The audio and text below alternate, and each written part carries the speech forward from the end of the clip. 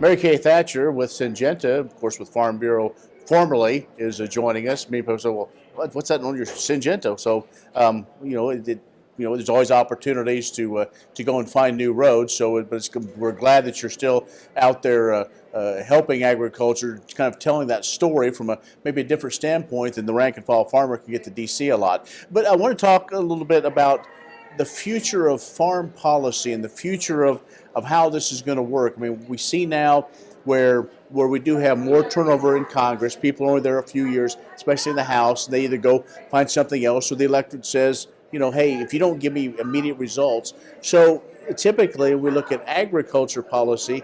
It's the long game rather than the okay, hurry up and get something done so I can have instant gratification. So as you look in the future, what do you see? I mean, we always say, this farm bill or the next farm bill is going to be the last one, but we always seem to get that done. So look at the broader picture of farm policy. So we have been saying, I've heard people say for 15 years, we're never going to have another farm bill. I don't believe that's true. I don't believe that's true about this bill.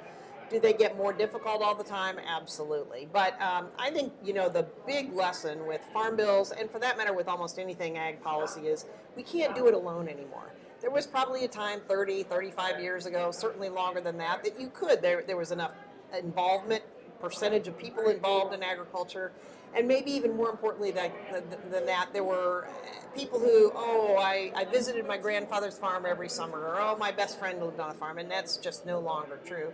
So what we have learned in spades, I think, is that we have to continue to join forces, be it with the conservation groups, the environmental groups, certainly the nutrition groups, but it takes a village to get anything, whether it's the farm bill or almost any ag policy done. And we have people all the time that say, just separate food stamps out, we'll go on our way. Well, that would be the last farm bill.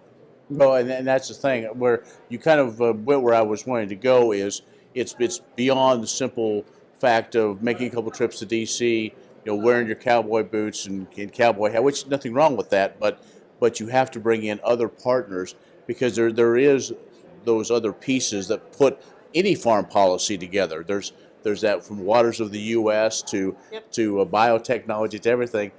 Without that broad coalition to come forth and say, we as several industries coming together, then they say, well, most people assume food's just the grocery store. Well, the fact that always brings it home to me is we have 55 of the 435 members of Congress who have zero agriculture and zero rural communities in their district.